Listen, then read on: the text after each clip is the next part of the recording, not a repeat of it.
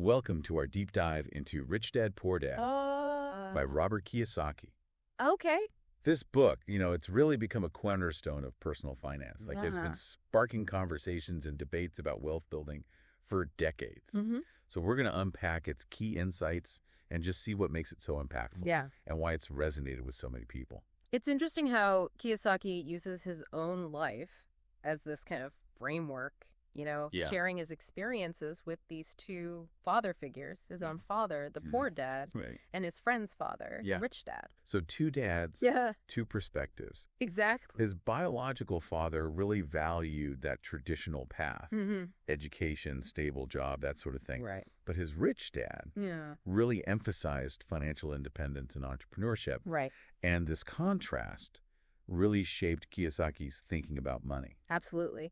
And it highlights a gap in our traditional education system. We learn about history and science and math, but we very rarely learn about managing money. And Kiyosaki argues that this leaves a lot of people financially unprepared, regardless of their academic achievements. You can have a PhD and still struggle with debt. Yeah. So how does Rich Dad, Poor Dad kind of address this? Well, Kiyosaki shares this story about his first business venture when he was 9 years old. Wow. He and his friend Mike created a comic book library. Okay. Now, it wasn't a huge success, right? But it taught them about generating income and having money work for them. Okay. Not the other way around.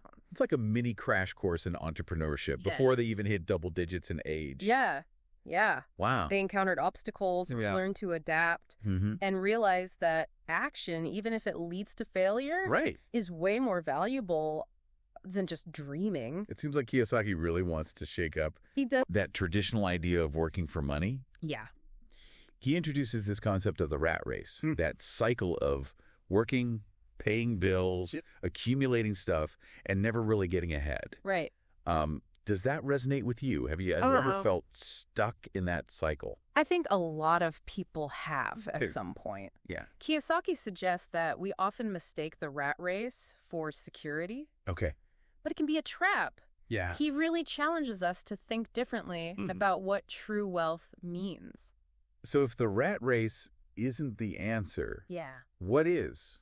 What's the alternative? Well, Kiyosaki really emphasizes understanding the difference between assets and liabilities. And an asset puts money in your pocket, while a liability takes money out. Okay. It's a simple concept, but it's often overlooked. So let's make that concrete. Sure. You buy a rental property and earn income from it. Yep.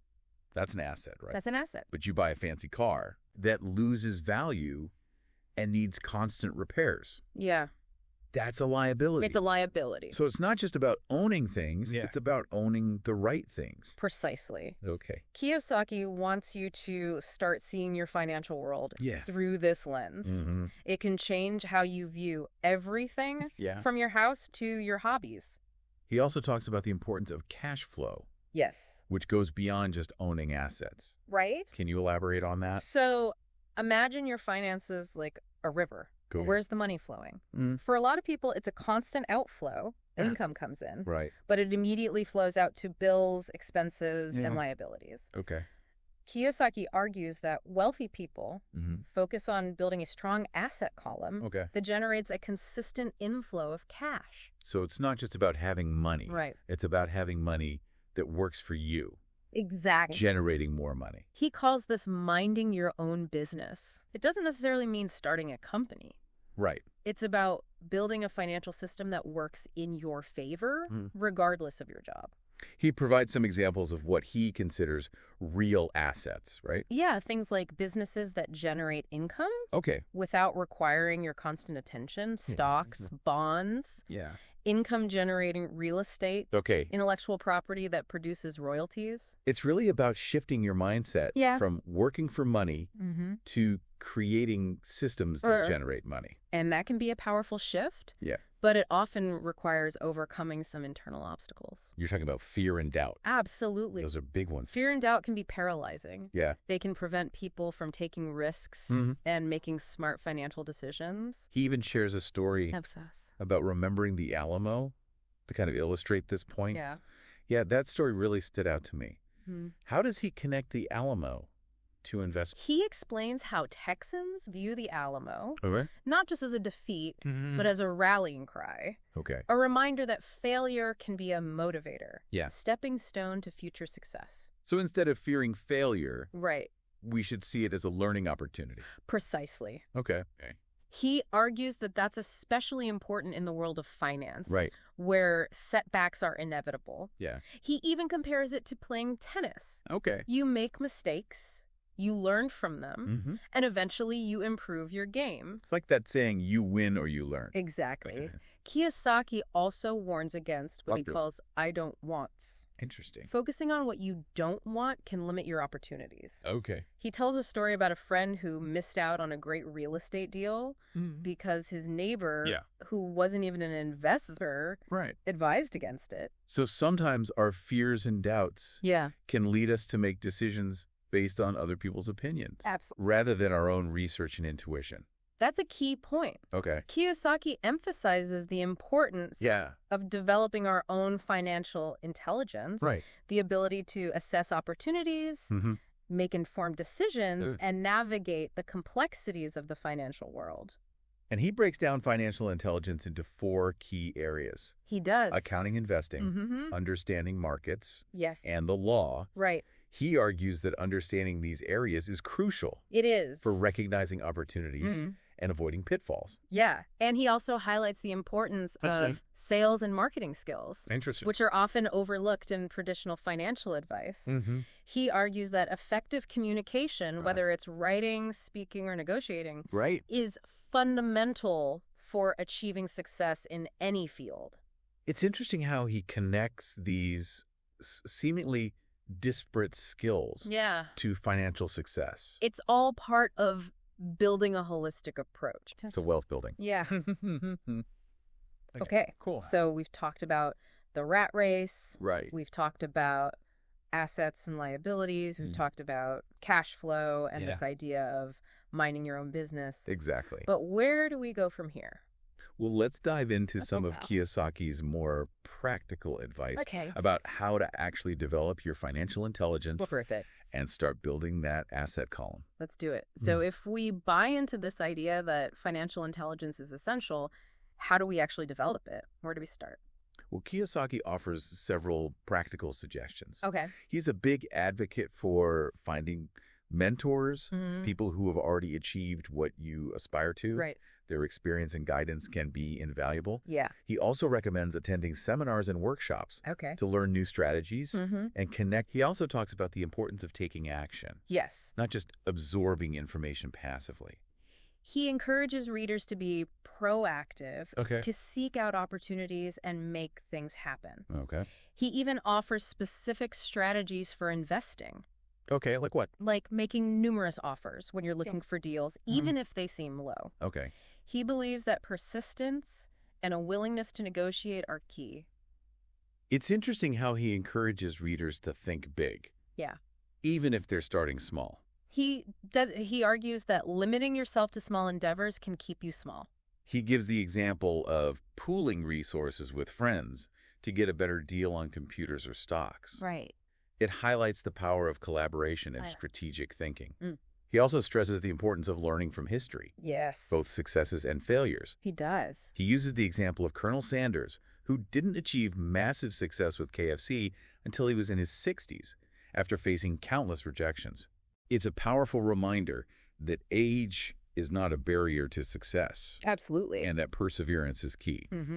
He then tackles the idea of overcoming laziness, which might seem a bit harsh. But he's not talking about physical laziness. Right. He's referring to the mental laziness of not actively managing your finances and building your asset column. Exactly. He describes how busy people can often be the most lazy when it comes to their personal finances. Yeah. Just going through the motions without really taking control. And this ties into his concept of paying yourself first, even if you're short on money.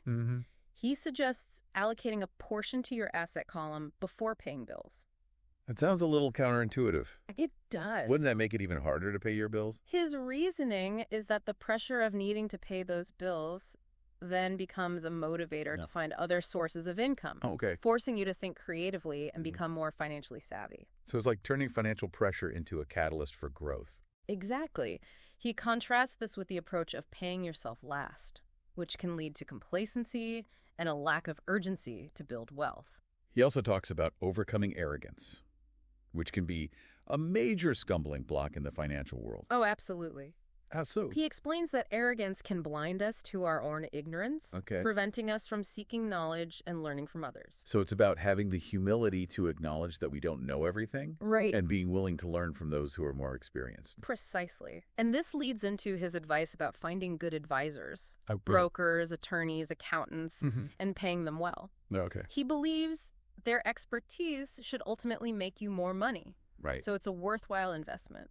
He emphasizes that finding the right advisors is crucial. It is. And suggests inquiring about their own investments and financial success to ensure they're aligned with your goals. Okay. He then introduces this concept of being an Indian giver when it comes to investing. Okay. Now, before anyone gets offended, he's not using this term in a derogatory way. Right. He's actually advocating for a strategy of seeking investments that offer an upside, something for free, in addition to a good return on investment.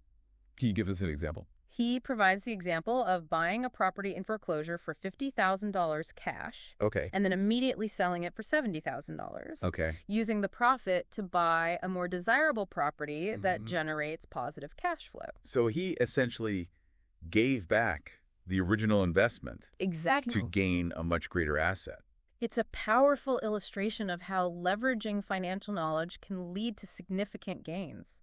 He also talks about finding opportunities in all markets. He does. Not just the popular ones. Right. He uses the analogy of consumers who stock up on toilet paper when it's on sale at the supermarket. Yeah. But shy away from the housing or stock market during a downturn. Yeah. He points out that smart investors often do the opposite. They do. Seeing opportunities in what others fear and recognizing that profits are made in the buying. Exactly. Not in the selling. He also encourages readers to think big, even if they're starting small. Okay. He believes that small people remain small because they think small.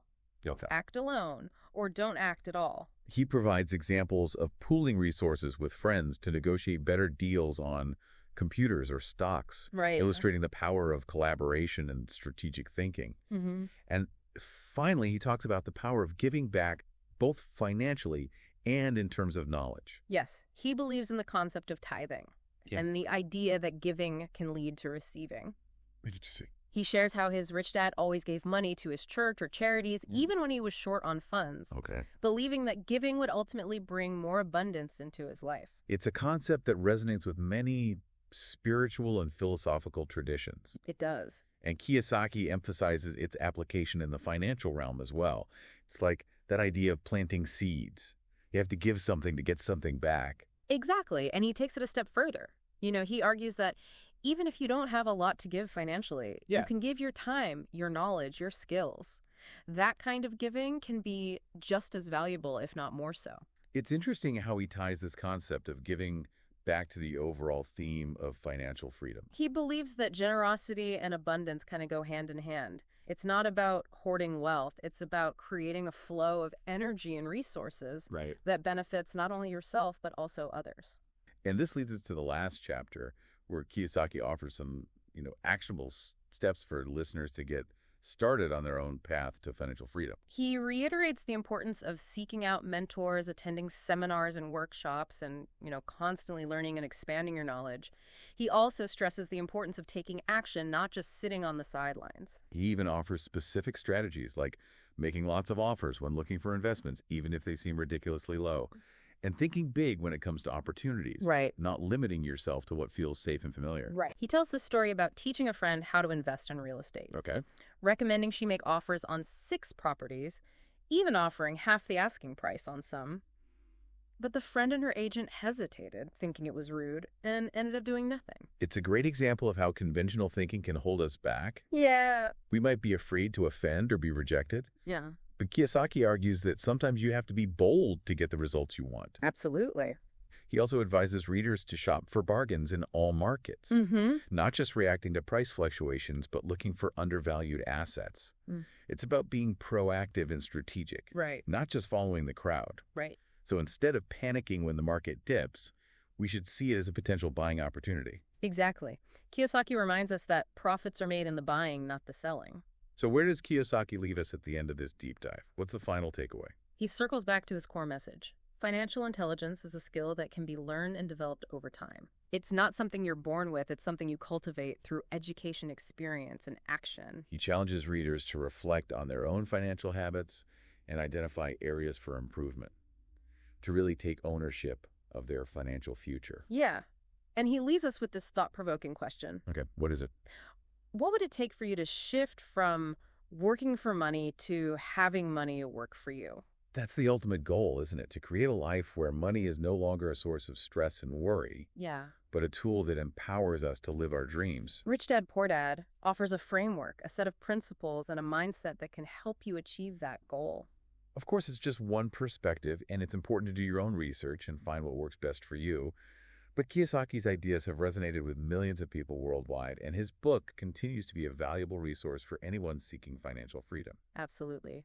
Ultimately, it's about taking control of your finances, developing your financial intelligence, and creating a life of abundance and possibility. Well, thanks for joining us on this deep dive into Rich Dad, Poor Dad. We hope you found it insightful and inspiring. And remember, the journey to financial freedom starts with a single step.